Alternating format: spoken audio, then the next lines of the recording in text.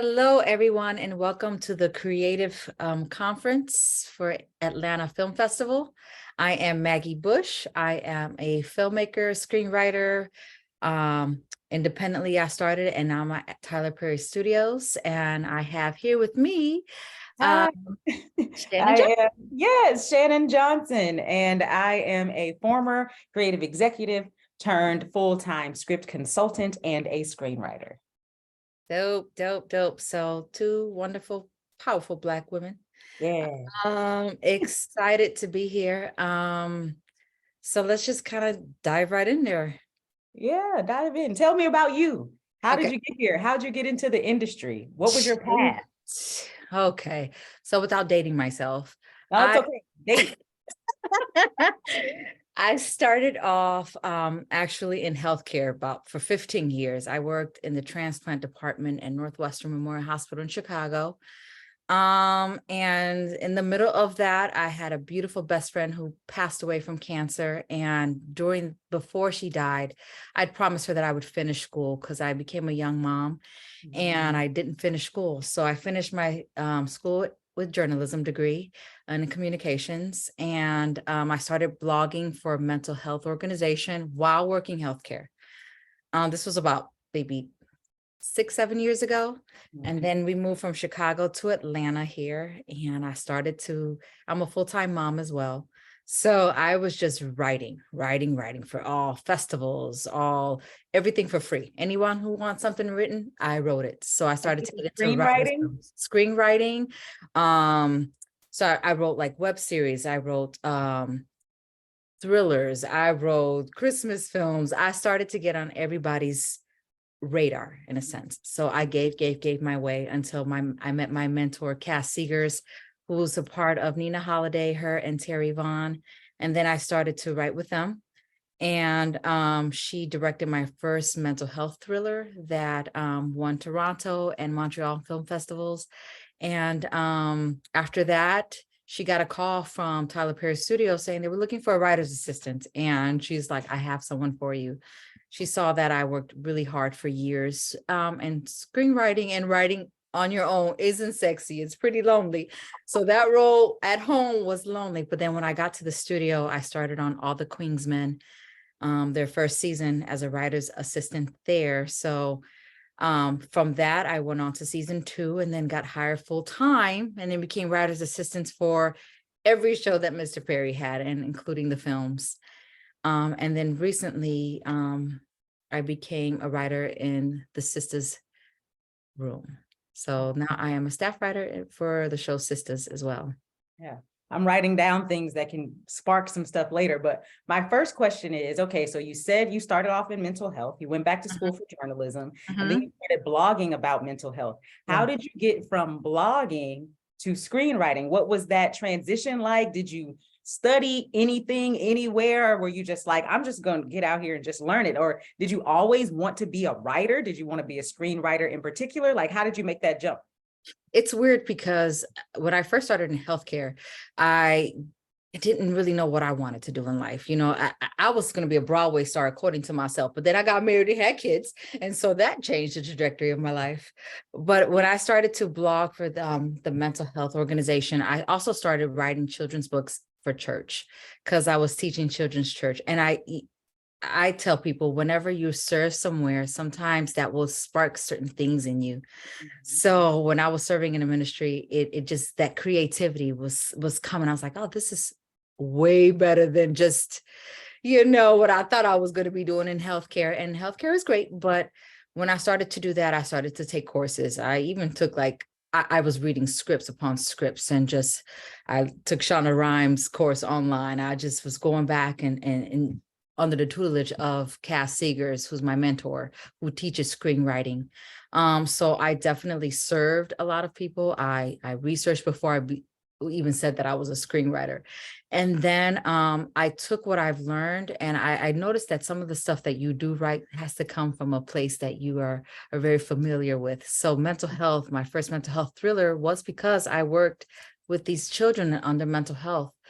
And I think finding that voice for myself as a screenwriter came from stuff that I've done myself. So I Mhm. think that made me the transition easier for me. I think that's great for people to hear because, they're sure film school exists, but you don't have to go to film school to be a writer. You know what I mean? And I Mhm. think, a lot of people want to be writers, but they don't know where to start. And just being able to hear how you can use the skills you already have to kind of transition into the next thing by writing what you know. And so even though for some people they're going, oh, I'm working this job and it has nothing to do with nothing. It's like, there's so many stories there. There's so much content there. And so you were able to take that 15 years of mental health Yeah. and put it into your thriller. And so Yeah. it's, so it didn't feel so foreign to you, even though you're learning the structure and the format and all that other kind of stuff, you were writing what you knew. And I think that that's what people need to hear and understand, that you can take this everyday stuff that you're not even thinking about and like turn it into the stories that you tell.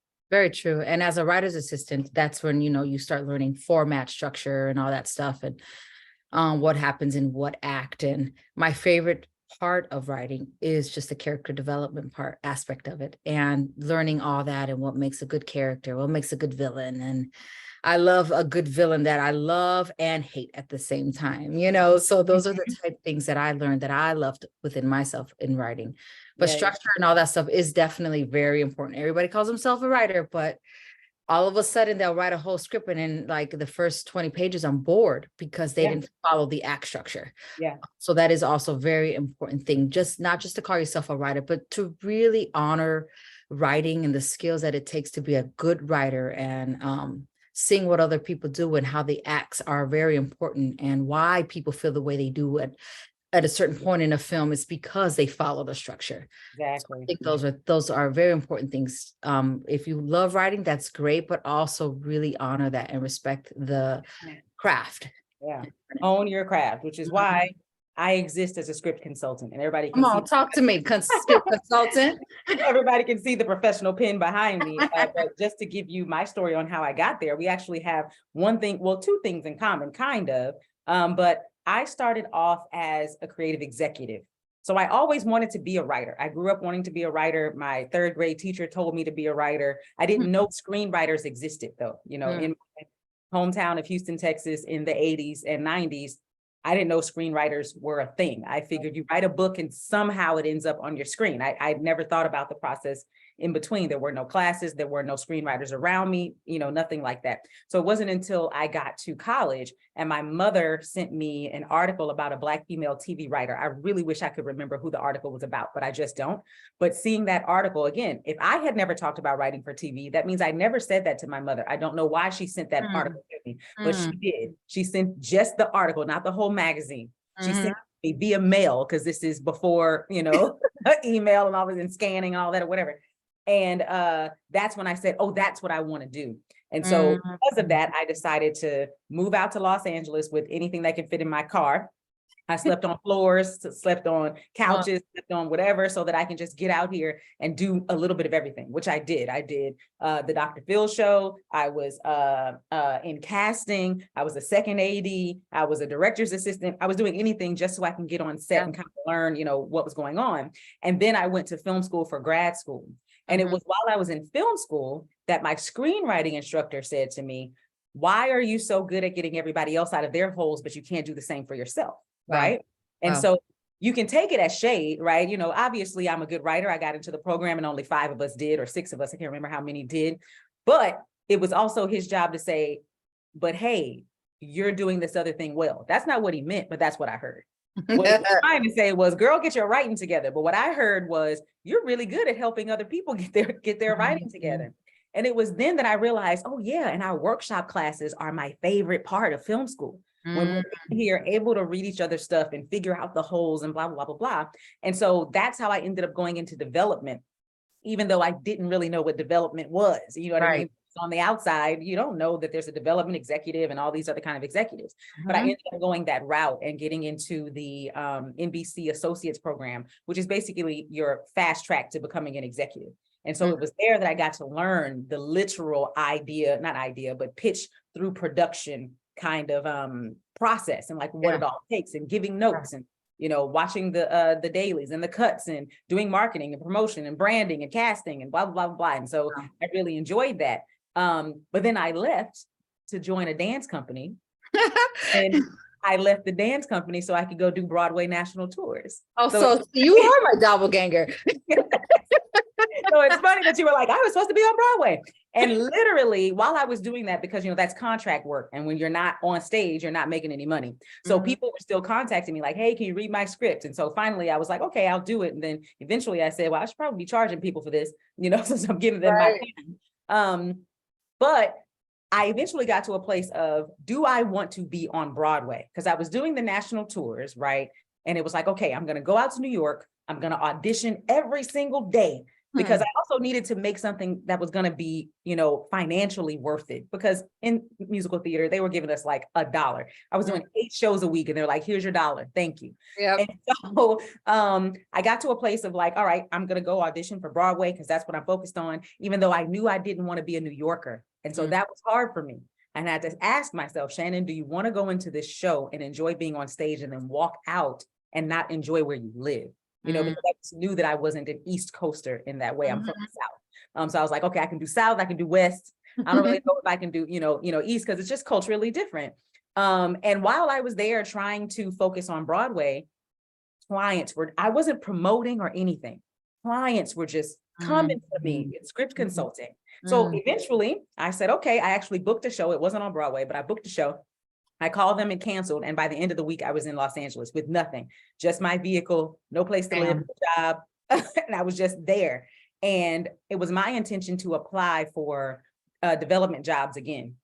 But I was gone for a decade. Nobody knew me. And this is a who you know kind of place. And so even though I had this expertise in storytelling, because I know structure with my eyes closed, reading a script is like doing math for me. You know, it's A plus B, and I know that you're missing this thing and this is what goes there. But that didn't matter because I had been gone and people didn't know me. And so eventually I thought, well, why are you seeking to do this thing when you're receiving so many clients and you're not even really working for it? So it was just something that was just like right here going, pay attention, focus, you know, on the thing that you have going. And so basically I realized that I am to be used as a bridge.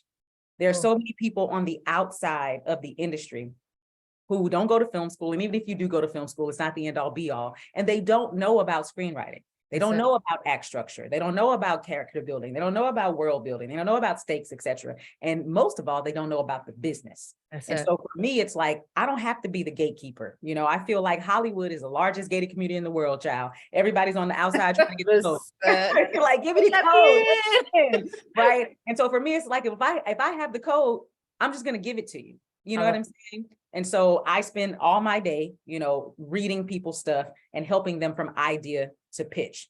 So I'm glad that you brought up structure, because that happens a lot. You know, everyone thinks that because they have an idea, they have a story. You know what I mean? And it's like, well, you don't quite get to the story until you can get to the structure, and really understanding structure, and then knowing how you can deviate from that. You know what I mean? Because it doesn't have to be formulaic, but you do have to know that there are rules to it. You can't just get on the football field and do whatever you want. That's it. But the same thing is true when you're writing a screenplay. Yeah. And I think writing a screenplay is definitely different from, because, you know, a lot of times when you started off saying like, you know, book writing and stuff like that. So people's like, I wrote a book and I want to turn it into a film. Yeah. It's a whole different thing, you know? Adaptation. It's not even, you know, it's a totally different story. And that's why people get mad so much when they read the book and then they go see the movie, like, the movie was terrible. It's because it's different. You know, it's all differently. The story, the whole function of the storytelling is different. You know what I mean? Everything on screen is led by action. Everything that's in that novel doesn't deserve to be on the screen. You know what I mean? In that novel, you can spend 3 pages describing grass. Okay. You're not gonna do that on the screen. It reads differently. It reads differently. You know? And even the process of having to go through so many sets of readers for it to even be accepted, right? Because like you said, if I'm gonna read 3 whole pages of your screenplay about grass, I'm not gonna make it to page 4. Ain't gonna do it. I think, and at the end of the day, like I have done coverage too. So, you know, as a writer's assistant, you know, people will send scripts there and we'll just kind of read over their script and just provide just feedback and how they can develop it even better or whatever. And a lot of the stuff, people have really good intros sometimes. And then by the time I get into the middle of the story, it just loses me. Yeah. Most people get lost in act. Well, for a feature, most people get lost in act 2. Yeah. For television, most people don't know act structure at all. So they're just writing. And so it kind of seems like they think I'm just writing a short feature, but it's because they don't know that if you're writing a half-hour single camera comedy, then you're writing in 3 acts. If you're writing half-hour multi-camera comedy, you're writing in 2 acts. And if you're writing 1 hour, you're usually writing in 5 acts. Some people write in 4, some people write in 6. But if you don't know that, then you're just on the page writing until you get to page 60, not realizing that you haven't been pushing towards the beat that comes next. Right. So a lot of people, because they don't outline, don't know where their story is going anyway, because they only had the idea, they didn't have the story. And so then they start writing, and next thing you know, they've gone this way when the exit is over here. You know what I mean? Around the neighborhood and downtown and blah, blah, blah, when really all you had to do was take this exit, but you didn't want to listen to Google Maps. So you're just driving around, you know? And I think like so this is in this writer's room that I'm in right now, I feel like at first I started off like, gosh, I'm in a Shark Tank, because you're in a room full of people with so many different ideas and thoughts, and you're fighting to kind of get your thought in there. Like, well, I think it should go this way. It can be very intimidating. So if you don't know your craft, if you don't own it, you can get in there, get eaten and swallowed up real quick. Yeah. So speaking of writer's assistant, so you talked a little bit about how you got the job. I actually know Cass. You so do? Yes, Yay. Yeah, I interviewed her once, and I am also a development consultant as well. So under the professional pen, on their one side, I work with screenwriters. On the other side, I work with television networks and studios and production companies to help them to develop their stuff. And so she's written a couple of scripts with one of the companies that I work with. So I got to work with her in development over there. So yeah, so she's great. So knowing someone was the way that you got in. And I know people don't like to hear that, but 9 times out of 10 when it comes to writers' rooms, there is no application. There is no job board. There is no, you might find that every now and again in some random place, but for the most part, because we're spending so much money in this industry, it's really a trust network kind of thing. And people just kind of want to get somebody in that's going to hit the ground running. But a lot of people don't know what a writer's assistant does or how they can kind of prep for being a writer's assistant when the time comes. So can you talk a little bit about that? Yeah, absolutely. So writer's assistants, we take on the task of getting everyone's script. So let's say you have 2 or 3 different writers on there. You're checking the format, you're checking structure, you're making sure that everything makes sense, lines up, the characters, the set lists. And I guess in some studios, they'll do it differently. In our studio, there's a certain format that the studio follows. So you have to make sure that the script is ready for production. So once production gets it, they will, then tear it apart, props gets theirs, all those people get their things, but it comes to us first. And so what happens with that is that we have to make sure that grammar, story, everything makes sense. So if I'm on season 5 of House of Pain, it has to make sense that the new writers are making sense of the storyline. So it's up to us to keep up with that. It's up to us to keep up. You guys are looking at continuity and everything. Yes, continuity, making sure that things make sense. Didn't old girl die in season 3? Why do we have her coming back in season 5? She can't be here. She can't be here. Is she a ghost? So those things are very important because, as you know, at our studio, Mr. Perry, everything is quick. We have so many shows and a lot of different films. So it is important for us to make sure that, the writers are able to write, and we're able to make sure that we all create something beautiful and seamless.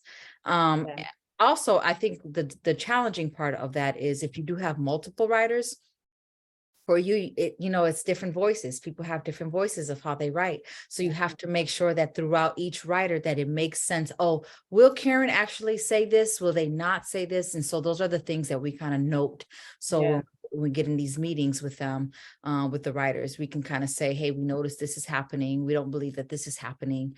And so those are the things that we do so that everyone can just come on and write these beautiful things. Right. That's great that we're having this conversation. And I'm glad that you said that it can be different depending upon where you are, right? Other times, writers' assistants are the people who take the notes in the meetings, right? Yes. So they're in all of the writers' rooms and they're writing down every single thing that is being said by every single person in the room. So that when the writers then break to go write their episodes, they have notes that they can go back and look at to make sure, like, oh, the showrunner actually wants us to choose this idea versus that one, or oh yeah, it was such and such who made that good joke. Let me make sure I put that joke in there, which means you have to now be able to type fast.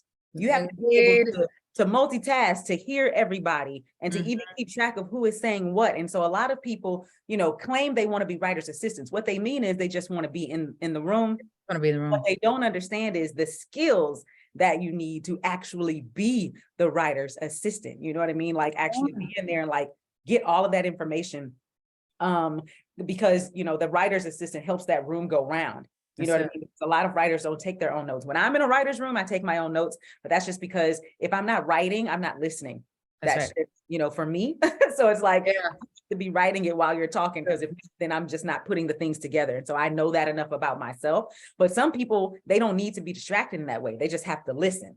So that means they're depending upon that writer's assistant to get everything so that they can go back later and get it. Now we have a cheat now because a lot of writers' rooms are on Zoom and recorded. And so now you can go back and listen to the recording. But before recordings existed, that writer's assistant was everything, you know?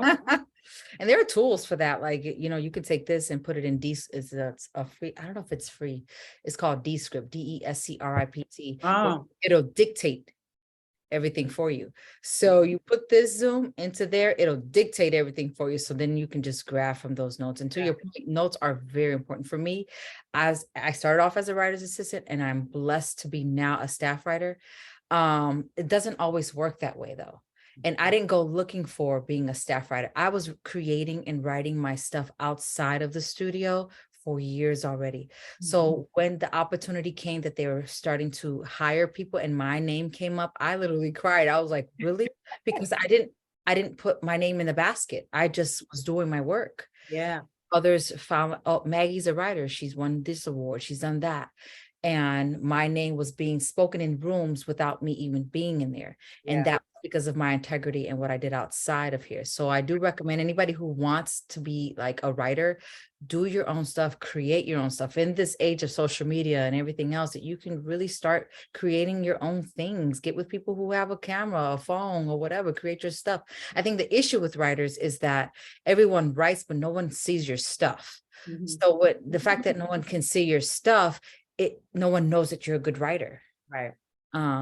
So that's how I got my test. I'm glad you said that too, because, you know, people ask me all the time, whether they're talking about being writers or directors or whatever it is they're talking about doing, they always ask me, how do they stand out? How do they make sure that they get that job? And my response is always, whatever job you do have, do it well. Because people will know you as a good worker. And I hate to say it, but I always like to be very honest. The writing is this much about it. I mean, it really is. You know, it's really about, do I want to work with this person? Do I want to deal with this person? Is this person going to show up on time? Are they going to give me the thing that I need? You know, and sure, we hope that they're also very creative and they understand structure and they understand all of these other things. But generally speaking, the way that you write is this much.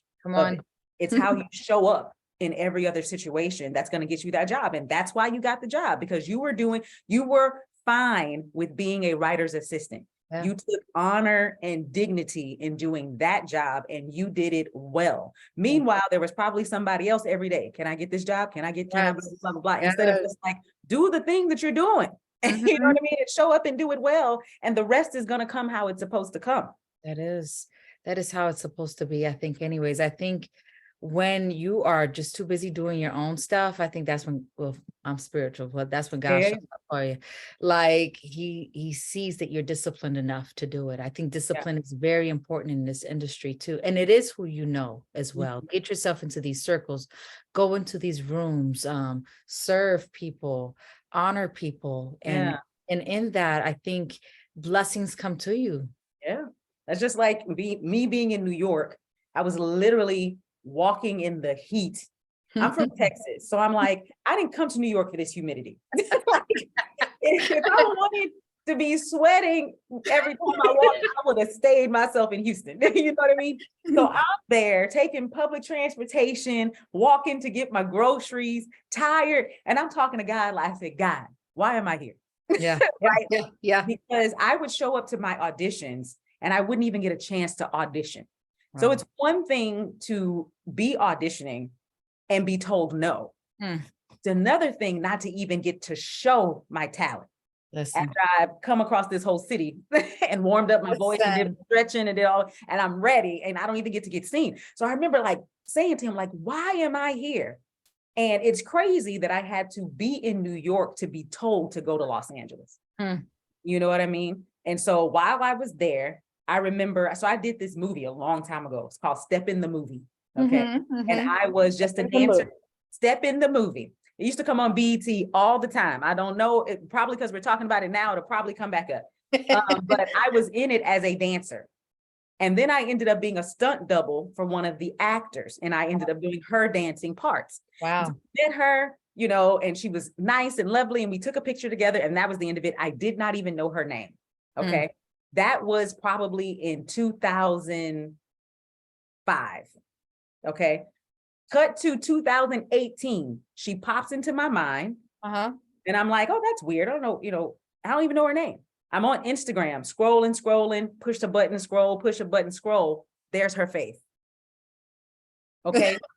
And I'm like, this is her. And I wasn't following her, obviously, because I didn't know her name. And so then I'm seeing her name here. And I said, well, I'm just going to send a message and say hi, because obviously there's a coincidence that she just popped up. So she, of course, as an actress, has thousands upon thousands of followers, right? So I'm thinking she's not going to respond to me. Let me just, but I said, you know, hey, you know, we did this movie way back in the day, just saying hi. And I put our picture in there because she's probably done a million movies. You don't know what I'm talking about. Right. I put it in there. And she responded like right back. And she was like, oh my God, girl, hey, how are you? Like, what are you doing? What are you up to? And I told her, I said, you know, I am doing musical theater. Right. I also do some script consulting on the side. And she responded and said, oh my God, I am sitting in a coffee shop right now, working on a story. And I just asked God to send me some help and you DM'd me. Stop. Crazy, right? Crazy. Yes. And from that moment on, I've been a script consultant. Do you see how like organic stuff like that happens? And I think that's just like, I think a lot of people that I know are stories like that. Even when we talked about Cass, I met her and Terry, they were doing their own podcast. And I went to their podcast and I rose my hand. I was afraid. I was like, these are the people that I want to be around, you know? And I'm like, hi, would you ever do like a thriller? Would you all ever consider doing something like that? And Cass was like, oh no. Comedies are my thing. I would never do thrillers. Never. Fast forward a year and a half later, she ended up directing and finding the funds for my film. Which, look at that. You know what I mean? So those are those things that, you know, you got to do it fearlessly. And before I even moved here to Atlanta, I went to a church service and they a minister was like, hey, one of you is ready to make a move and stand up. And I was like, you're not talking to me yet. One of you are ready to move. So I stood up and my husband was there with me and we both stood up and we were like, he said, God said, seek peace and not money. Now, mind you, I was making some good money at Northwestern. Right. So I left a good paying job. Right. So that's not what you were seeking anyway. No. You already had it. You weren't thinking about it. Yes. But I think I was afraid to leave because of the money, and financially, you don't know whether or not you're going to make it. Right. So we all strive to be the Avas, the Shondas and all those people. But I think God was wanting me to be the Maggie, and the Maggie became who I am now. And I'm in the room. You know what I mean? Instead of trying to be like someone else, I had to be like myself. And I think that's where writers miss it. Like they're always trying to be the Issa Raes and whatever, Right. and do all that. But Right. all that is good, and that's to strive for. But be the best version of yourself, I think. That's a great expectation to set. Mhm. So earlier you said that you do coverage for the studio. Do they have a submission process? And is that where you're doing coverage? Yeah, so there's the development where you said you worked in development department. So development will look for films, and look for shows and things that are popping, or they'll find books or things like that that are trending. And with that, they will reach out to the people, and or some it is who you know as well, so we will get some of those scripts, and then we would then now apply coverage. We would read it and say what's missing, and how their structure is and stuff like that. And then we send it back to the head of development, and they will decide whether or not they want to go with it or not, whether it will make money. Because at the end of the day, it's about money too. It's because you can have a really great story, but it's just not trending, or it's not a fit for the networks that we are filming for. So if we do BET, or if we'll do a Netflix something, we may not want to do like a gory horror or something like that. So it definitely depends on the network. Yeah. I'm glad you mentioned that, because a lot of writers don't understand what coverage is and what it's utilized for. And this is not to be negative about script coverage companies, because everybody has a business, everybody's helping in the way they help, everybody can find their resources where they find their resources. But coverage in itself is made for executives to decide if they want to continue reading and if they want to buy. That's right. It's not made for teaching you to be a better writer. Right. You know what I mean? Coverage is supposed to be an inside thing. And at some point during some time, someone said, let me show the writers the coverage. Yes. And now writers seek coverage. But coverage is to tell you if this thing is marketable and if this thing fits with this particular brand. And so people often say, well, I sent my script over here and got this score, but then I sent it over here and got that score. Well, it's because it's subjective. What works at BET may not work at Netflix. What works at Netflix may not work at ABC. So that person who's going to give you coverage is giving it from that lens. So when you send it to like a general coverage place, what lens are they looking through to be able to give you the coverage? You know what I mean? If it isn't associated with a specific streamer or production company or studio, you know what I mean? Right. So what happened when you worked in development? Like, what were you doing there for the NBC? Oh my gosh, everything, which is, a little bit of what I do now is also doing speaking engagements where I can work with high school through college students to teach them about the business, because we're always talking about diversity, but until we diversify the executive ranks, the rest of it doesn't matter. Come on. You know what I mean? We have 1 million Black production companies. Those people still have to walk into the big studios and ask for money. Yep. And those people in the big studios are usually not Black people, not Latinx people, not Indian people, not Asian people, you know what I mean? So now you have that barrier of, I have to get them to understand me and my story, which is not what our white counterparts have to do. And so, but with that being said, nobody ever talks about the executives. So many young people don't know they exist. So all they're thinking is, I want to be a writer, I want to be a director, I want to be a producer, I want to be an actor, because they think that's where the power is. And it's like, no, the power is in those buildings over there. So I went into it just as unknowing. I didn't know what I was signing up for. I thought my job was going to be doing coverage. That's not what my job was. Did I do some coverage? Yes, this much of it. You know what I mean?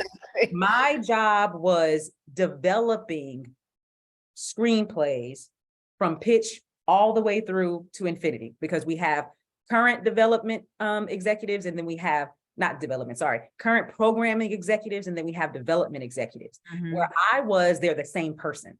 So that means we're getting brand new people who are submitting stuff because they want us to think about it, but we're also developing the stuff that's already on television right now. So before, just like for you, before that script makes it to production, it comes to the executives, and we're the ones who get to say yay or nay.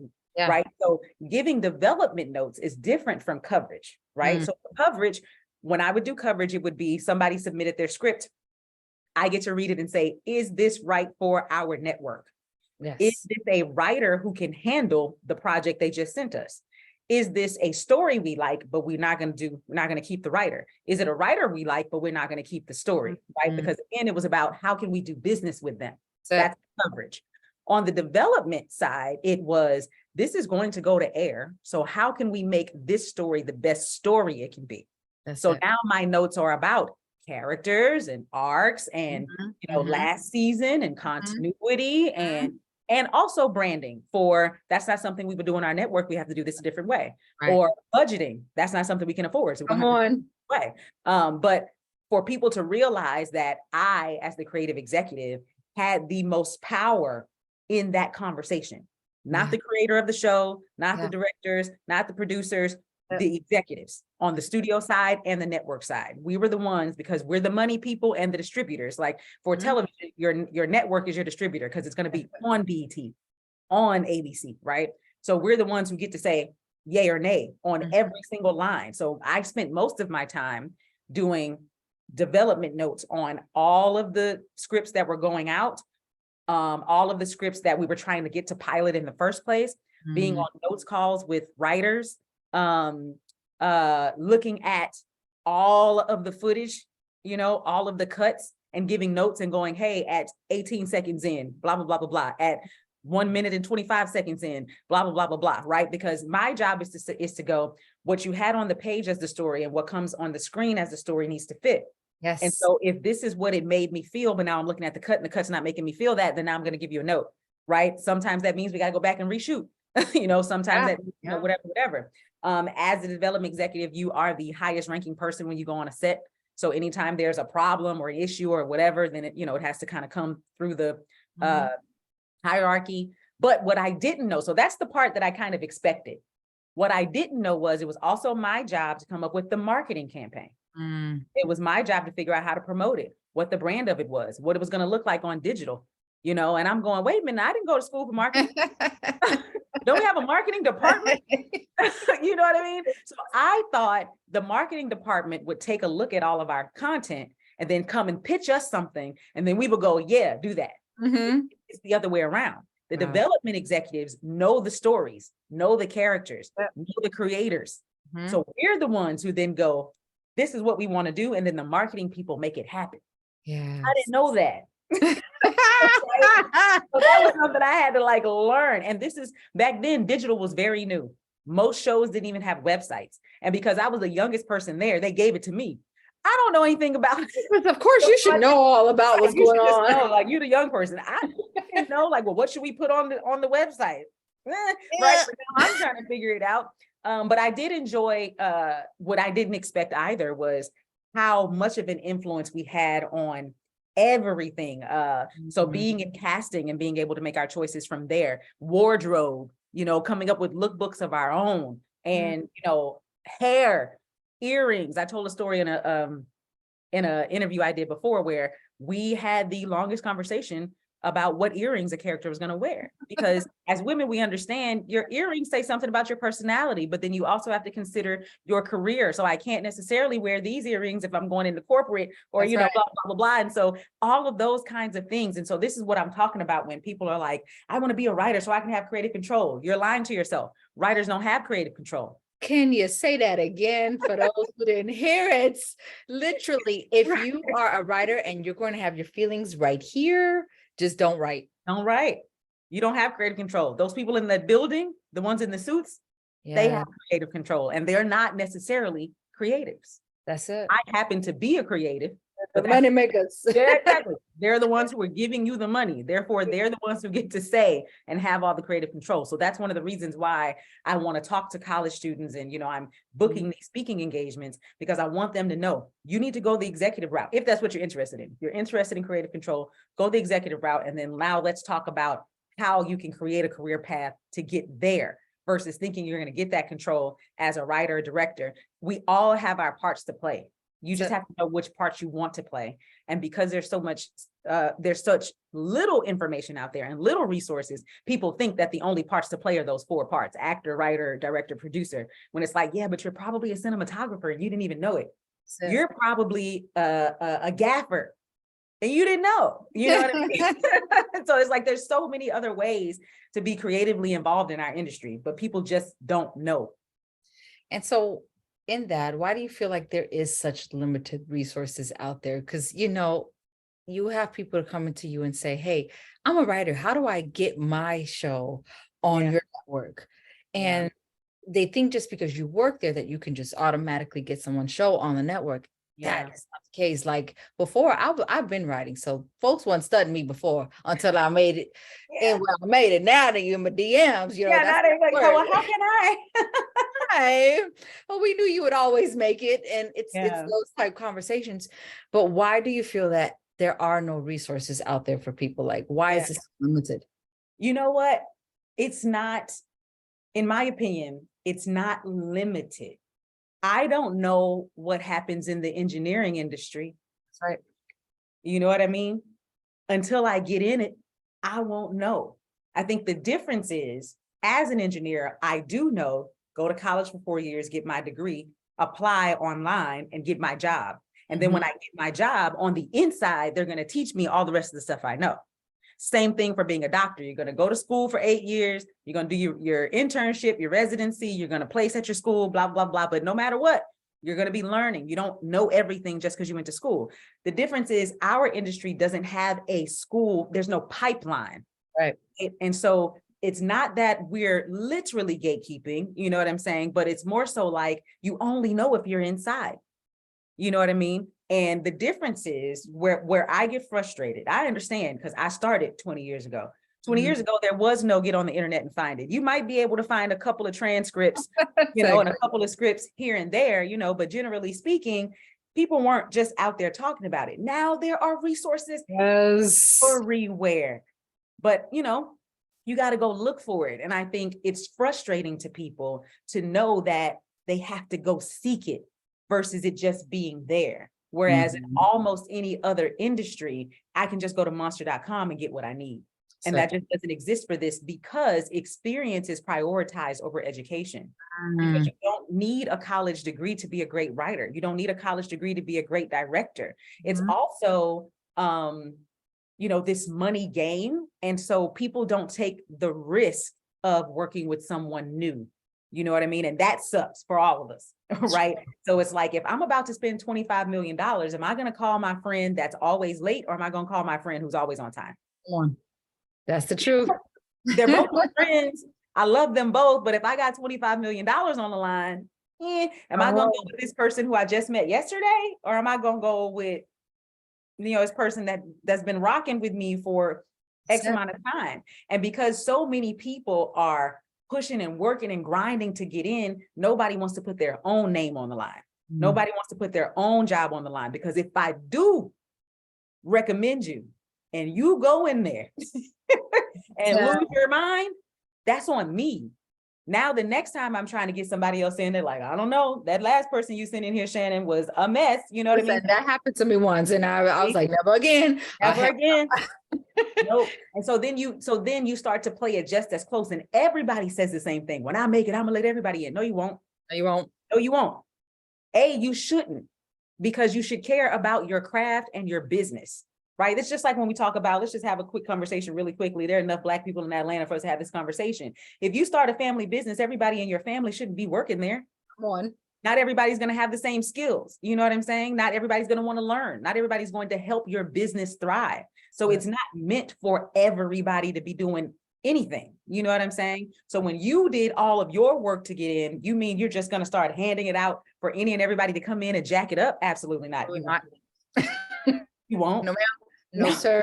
Absolutely not. Absolutely not. And so the same thing becomes true. So then it feels like gatekeeping. And for some people it is. For some people, they're just like, I'm just not going to give you the game. I'm not going to blah, blah, blah. Yeah. I'm going to give you the game, but that doesn't mean I'm going to pass you along to the next place if I don't think that's something that you're ready for. Because again, that's going to reflect on me when I'm trying to get the next person in, or when I'm trying to get myself in. So you do have to just kind of pick and choose. And I think it's just frustrating because of the amount of work and time it takes. So while we're watching our friends become partners at their law firm, become the directors of the hospital, become $200,000, $300,000 engineers, and we're still like, well, I made a short film, an indie film, and nobody knows my name, and I'm still, living in my studio apartment. Then it's hard for us to like, stay focused and think, well, why is it so this and why is it so that? I hate to say it this way because it's a terrible excuse, but it is what it is. It's the same thing for the NBA or the NFL. Nobody complains about the odds of getting into those sports or becoming an Olympian. Those odds are small. Yes. And nobody complains about those. But when it comes to this industry, everybody thinks they should have access to it. And everybody thinks that they should make it. We can't all be famous. We can't all be household names. But that doesn't mean that we don't have a role to play in, in the industry. I mean, honestly, that can go in any industry. I have people in my family who've been saying their faces off, and they're not ever going to be Alicia Keys. Yeah. Like, it is just what it is. Mm-hmm. And I think you said something very important to me when you're like, sometimes you don't know until you're in it. That's why it's important for writers to create their own stuff and to write and get those, bump your head here and there. So that this way, when the opportunity comes, if it comes, and you're ready. And like I said before, being in this writer's room, the first day I left, I cried because I'm like, holy smokes, am I ready for this? Right. And I just got myself up the next day and just kept it going. And it's one of those things that this industry really is who you know. To your point, this much of the writing. Because you can be the best writer, but still it is your integrity. Who are you as a person? How do you work? Do you show up on time? Will you show up when no one else shows up? Will you work on the weekends? Those are things I feel like my son tells me. He's like, Mommy, you work like 7 days a week. I literally work 7 days a week. Yeah, there's no time off. And so people say they want this. Come on. There's no time Come off. on, sister. Come on. There's no time off. Like, Listen. do you really want this? Because once you're in there and and this is also one of those industries where when you're at the top, there is no, I made it. Come on. Grind stays consistent, right? Like, let's use somebody everybody knows. Beyonce is always going to be Beyonce, but she might not always be the best unless she continues to grind to do so, because somebody else is coming. You know what I mean? They're going to come. You know what I'm saying? Like, everybody thought Whitney's the best, Tina's the best, and somebody here come Beyonce. You know what I'm saying? Somebody's coming. So there is no time off. There is no, I made it, I can finally just relax. Like, one of my examples is Cuba Gooding Jr. won an Oscar and then fell off the planet. Yes. You know what I mean? And then next thing you know, he was doing movies with dogs sledding. Yeah. Like, what? So this industry is about so much more than that. And this grind is consistent and it is forever. So it's like, if you decide that this is what you want to do, you can't be faint at heart. Or even when it comes to like getting notes, can you talk about that? Like, being in the writer's room and having to, kind of write quickly on deadline or collaborate with other people. Cause writers are real. It's just me. Yes. In the writer's room, and you're like, wait a minute, I got to listen to all of these people. Like, well, I don't think it should go this way. It should go this way. You be like, but I like what I thought. Okay, we can take that out. Yeah. But really getting those notes, and Cass and I talk about this all the time. Like, she writes for Hallmark, and her notes be like 5, 6, 7 pages, makes you question, am I a writer? Because God dang, all these notes. No, I don't like when you said this. Or, I mean, you really have to make sure that you put your feelings aside. I think Bishop Jake said it great. He says sometimes the blessing doesn't always feel like a blessing because you still have to work it. Yeah. So it just doesn't feel like you've arrived ever. Yeah. Somebody always has a note. Come on. Always has a note. And the note may not agree with what you think or with what you thought you wanted the character to go with. Yeah. But sometimes it does. And sometimes you get those little wins here and there. And so you just go with that and then just be confident in who you are as a writer. But these notes sometimes that we be getting back, you'd be like, how am I going to incorporate this? This doesn't even make sense to me as a writer. Yeah. Then you see your writing go, and then the actors try to do something different with it. And then directors do something different with it. And then the editor cuts it completely different. It goes through so many different versions of your writing, and you just have to get comfortable with that.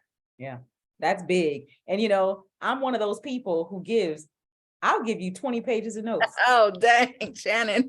You're making me sweat. Oh, yeah. I'm that person. I am that person. But, I try to tell people that your executives are a part of your brain trust. Mm-hmm. What this means is you don't have to do this alone. That's it. It's hard to look at it that way because writing can be so personal to us, Yes. right? And so we automatically feel attacked, or we automatically feel someone is saying we're not good enough. Yeah.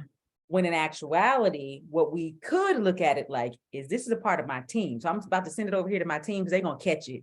Yeah. They're going to catch the thing Yes. I didn't catch, or they're going to have an idea that I would have never thought about. Like sometimes people's notes are just whack. They just are. You know, a lot of people who give notes don't even understand story structure themselves. They're not writers. You know, they never learn story structure. They can't tell you about an inciting incident. A lot of them are just kind of telling you about what they feel and what they like and don't like, which is unhelpful for a writer who then has to address the notes, right? Because you're like, what am I supposed to do with this? But for those who know how to constructively get your wheels turning, which is what I pride myself in, it's not my job to address the note. It's my job to inform you of the issue, the problem, the area of development, and give you the why of it so that you can then creatively figure something out, right? And it's like, how cool is it that what ended up on the screen was something you would have never thought about had you not gotten that note? Come on. So even though that note you thought was stupid, it still made you think. Yes. It still made you go, and then you came up with something, and now that's the thing that everybody's talking about at home. You know, when they watch your episode. Hashtag whatever. Hashtag whatever. And you're like, dang, that wouldn't have even been in there had I not gotten that note. You know what I'm saying? So it's like, they're a part of your team.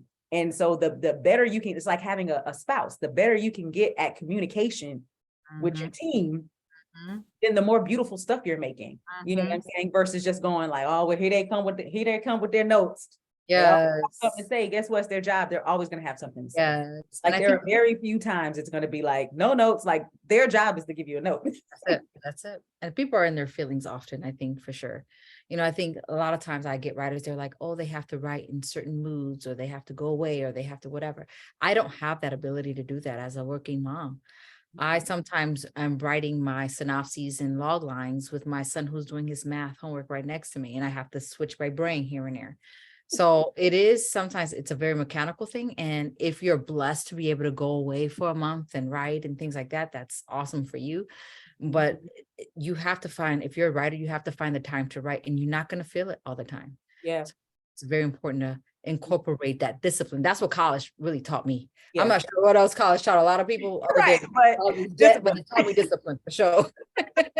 Yeah. And it's like, to be honest, and this is just the real of it, if you want to be a TV writer, you don't have that privilege. Yeah. You are given a deadline. It is what it is. Yes. And there is no, I get to walk away, you know, go away, and I get to have X amount of time and be in X amount of mood. It's due. Does not matter what your mood is. You know what I'm saying? And if you don't turn it in on time, then you now mess up the production schedule. And so you're now costing me money. And then you wonder why you weren't brought back next season. You know what I'm saying? Like, if you want to do that kind of writing, be a feature writer and never write on contract.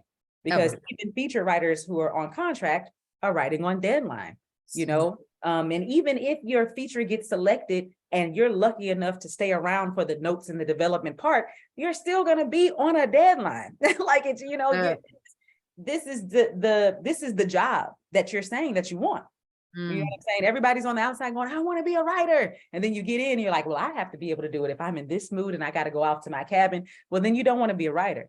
That's it. That's You it. know what I mean? We've had people, we started in rooms with a certain amount, we ended up with a certain amount because some people feel like this wasn't for me, and no shade to anybody, but you just have to know what's for you and what's not for you. There are plenty of people who say, I never want to be in a writer's room because it is a lot of work. It's the deadline. It's like, okay, turn in your beat sheets by this day, and then, okay, approved. Now I need your script by this day, and then notes, and then you're moving on to the next episode. Like, especially in like these like 1 hour dramas or comedies and stuff like that, they need 22 episodes.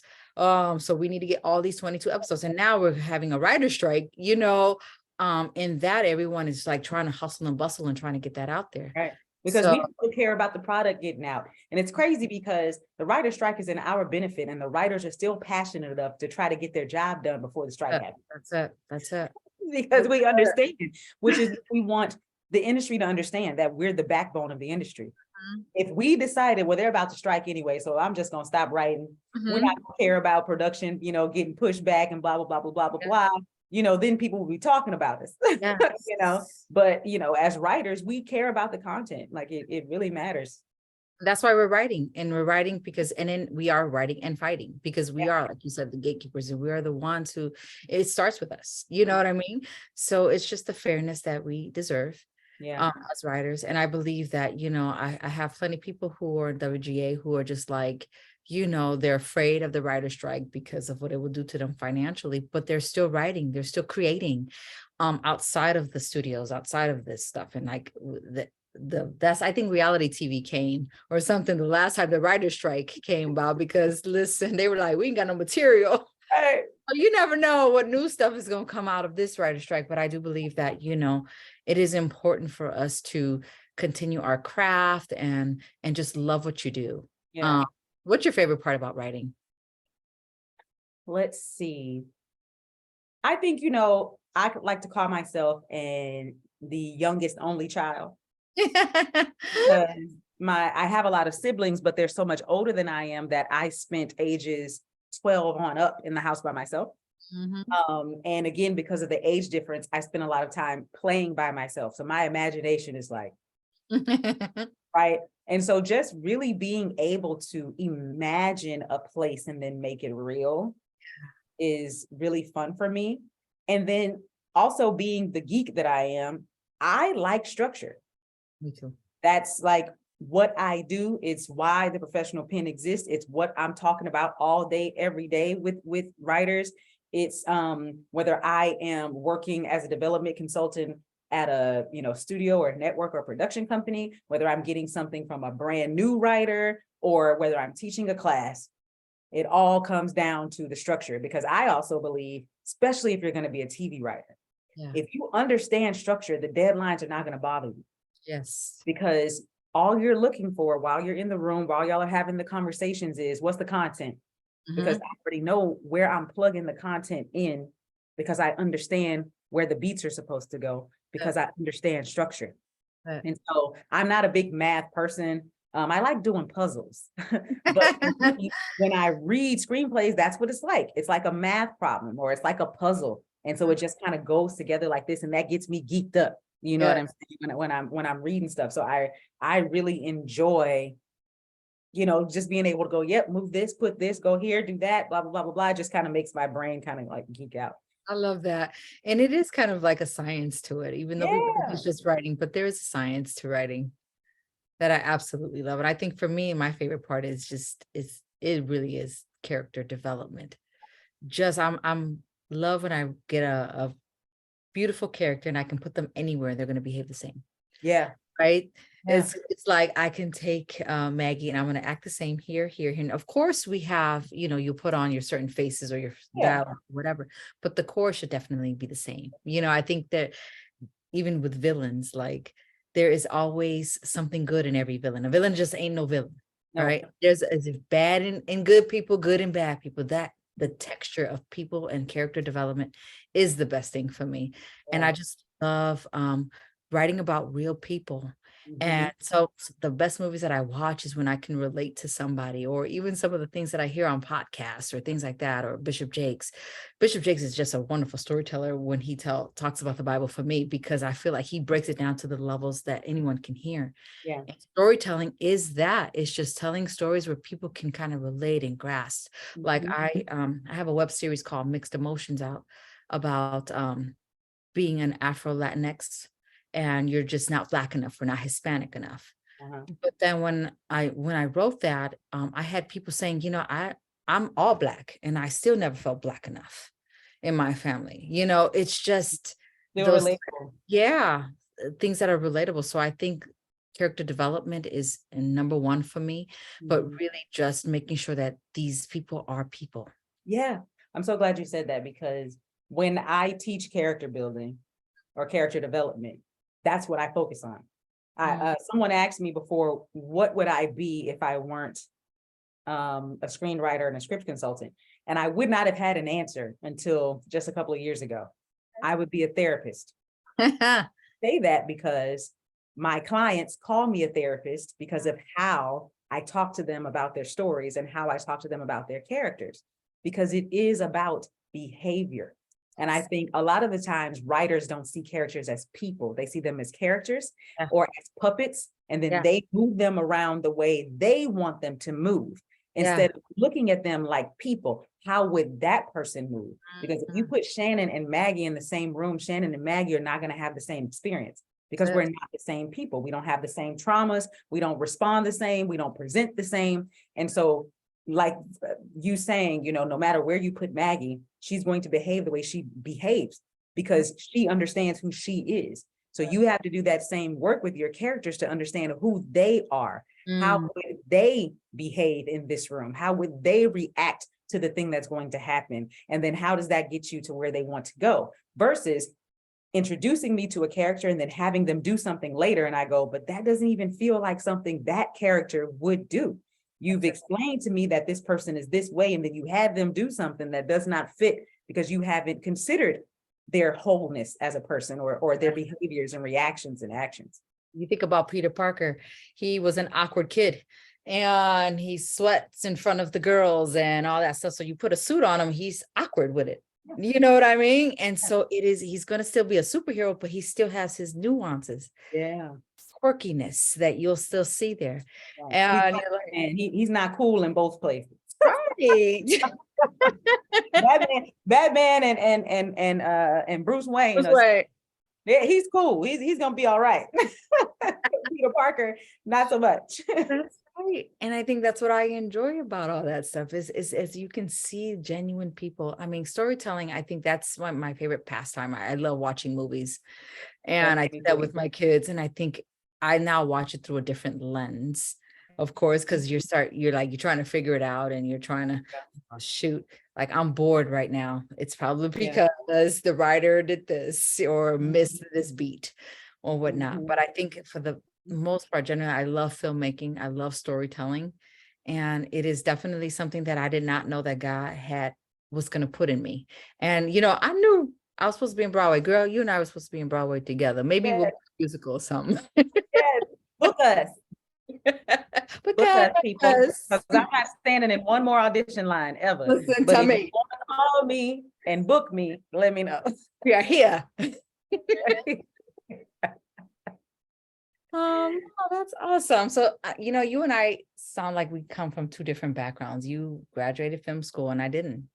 But we're still on the panel together. And I think that's what's beautiful about our journeys is that we are two different worlds, two different women, two different backgrounds, and still in the same panel. That means there's not one way to get to where we're at. And I think that's what makes it so beautiful. Yeah. And, you know, in the rudest way possible, stop asking. Because there is no one way, and people hate it because our logical minds need to know, what do I need to do to it?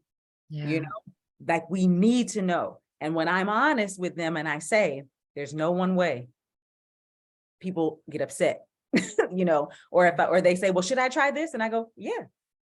And they go, well, will it work? I don't know. Right. They get frustrated, but it's simply the truth. We don't all get here the same way. Some of us get here without trying.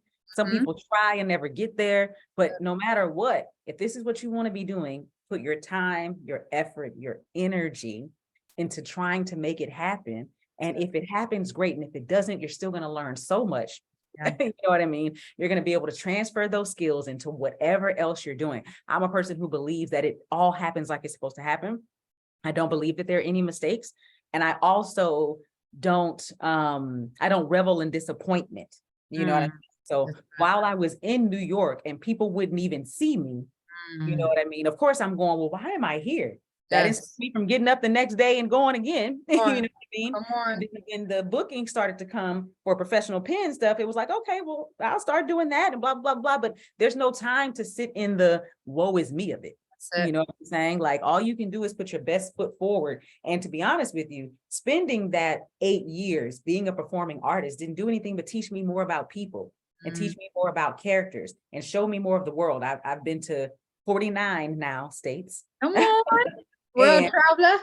Yes, and I've been to like 20 something countries, right? And so it's like, sure, I wasn't physically writing during that time. I was consulting other people, but not writing my own stuff. But just imagine the stuff that I learned, if nothing else, that people are so unique.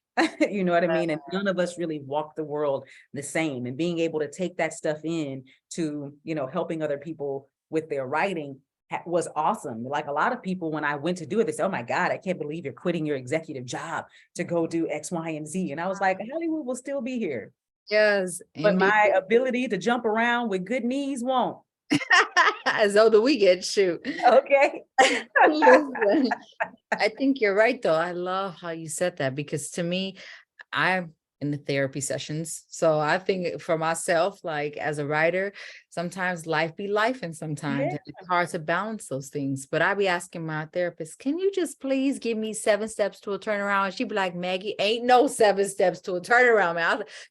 I'm really disciplined. I swear to God, if you just give me these 7 steps, I'll do it. And she was like, no, ma'am, it's organic therapy and healing, and all that is a process. And you won't even know what to do until you're in it. It is just the same thing as writing. It's like, you know, you can get all the tutelage you need from film school or reading other people's scripts, but until you're in it, until you're doing it, until you bump your head a little bit and then cry one day and get yourself up the next day and keep it going. And I think those are the best lessons for me. Yeah, definitely. And people are probably, you know, going to ask the questions like, well, you know, how do we submit to people, and how do we pitch to people, et cetera, et cetera. Now, I can only speak from the Los Angeles point of view. And in Los Angeles, if you're looking to work with the studios, then no one takes any unsolicited materials. Right. You can go to their websites, because maybe there is a production company who does. You know what I mean? So do your research by going to their websites and seeing. But for the most part, you aren't able to submit anything without a manager or agent or lawyer. And that's because, kind of like we talked about earlier, it's a weed out, right? If you can imagine, you're not the only person on the planet with an idea. There are hundreds of thousands of millions of you, right? So how does that executive know which thing to read and which thing not to read? Having a representative, agent, manager, or entertainment lawyer tells them this is someone I should try, right? And then it still doesn't go straight to the executive. It goes to the person who's going to give coverage first. Right? Who is right? Like it's still, and then she's going to be the one to say, out of the 500 that made it to her, okay, let's read these 10. You can read these 10. She has to read all 500. Right. Then the executive only has to read the 10 that she thinks is going to be good for that company. You know what I mean? Which does not mean you're not a good writer. It just might mean it's not good for this company. You know what I mean? So people don't like to hear that either, because then they go, well, what am I supposed to do? How do I get an agent? How do I get a manager? Because at the end of the day, a lot of agents aren't necessarily trying to work with you if you don't have anything that they can sell. A lot of managers have a lot of people already. So if they're going to find someone new, they're going to find someone who has 3, 4, 5 scripts under their belt. Doesn't mean anything has happened with them, but that they've been out here and grinding, because working with a newbie is just a little hard in this industry. You know what I'm saying? And so that's the hard part, which is why Maggie was saying earlier, just keep doing your thing. You know what I mean? Keep doing your thing and doing your thing well. And at some point, those bridges will match. And because of the writer's strike that happened a few years ago, and because of the one that's happening here, you don't know what kind of opportunities are going to open up for you to be able to get some things done. Like I have a client who was booked off of Twitter. No agent, no manager, Twitter. You know what I'm saying? And then also realizing that this is long game. This is not short game.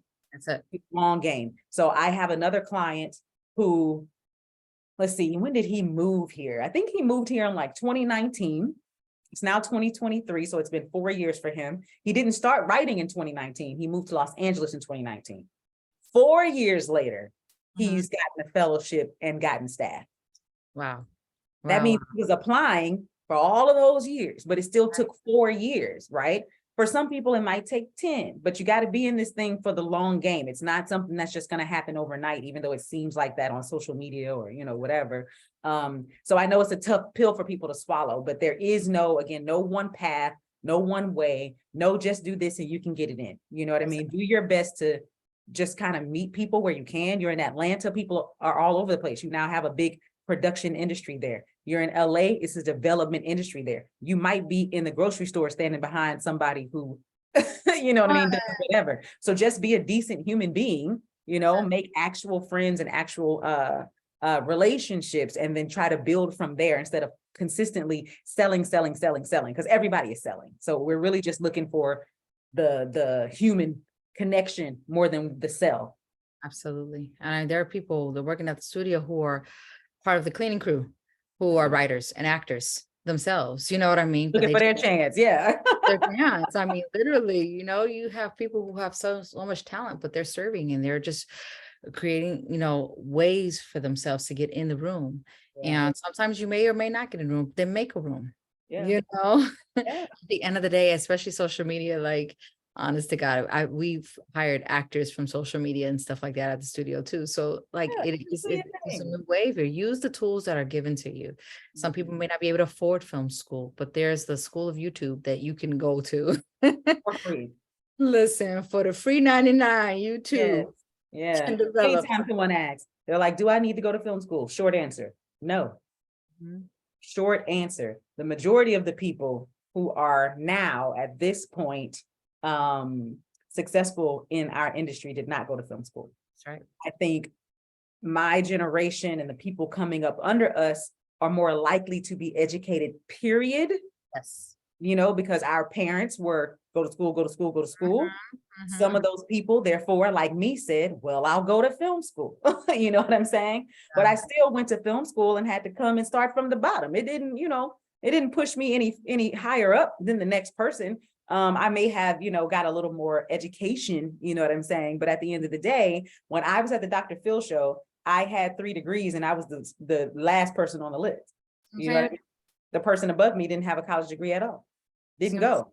But as soon as he graduated from high school, he started working in the industry and just worked his way up. You know what I'm saying? So you don't have to go to film school. If you're one of those people who has a parent who's like, you got to go to school, fine, go to film school. Yes. If you have a parent who's like, you need a terminal degree, so no matter what, you can teach, fine, go to film school for grad school. If you're the kind of person who likes to learn in a classroom setting, fine, go to film school. If not, you do just as well, just getting out there and just starting to work anywhere and work your way up. Really, it's about the discipline of it all. Whether Yeah. you're in school or you're just putting in the work, both Yep. of it, it's discipline. Yeah. Yay. Yeah, so I think we had a great conversation. What a great conversation. Hopefully the people can learn something from it. Yes, absolutely. So you are in LA now. Yes, So I'm in North Hollywood, California. so if someone wants to find you on social media or follow Yes. you. So you can find me at The Professional Pen. That's Instagram. You can also go to theprofessionalpen.com. It will redirect you to awriterforyourwriter.com. And on YouTube, if you're looking for a free game, I have all kinds of videos there explaining to you screenplay structure and story beats, etc., etc.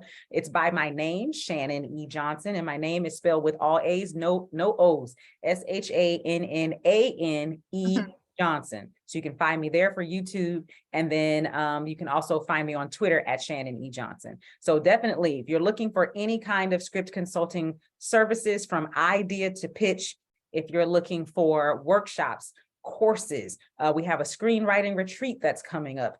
Anything that you need for resources, if you're looking for screenplays written by Black filmmakers, you can find them on our website as well. We are just filled with resources for you. So definitely come follow, come find us. Let's work together. Oh, man. And I am Maggie Bush. You can find me at Maggie_Bush on Instagram.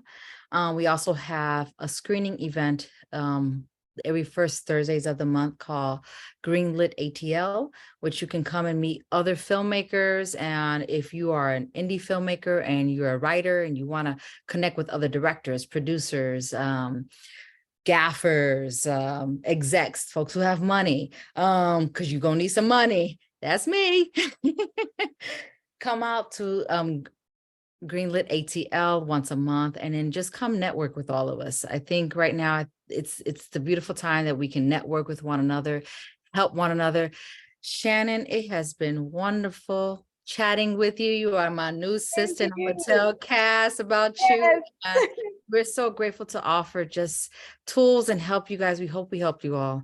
Cause I mean, this ain't no joke. This industry is no joke. No. But we're here and we're doing it, and we're in different walks of life. But the fact that we are here talking to you guys, we're blessed and honored. And I'm just grateful to Atlanta Film Festival for having us as well. Yes. Happy writing, everybody. Happy writing.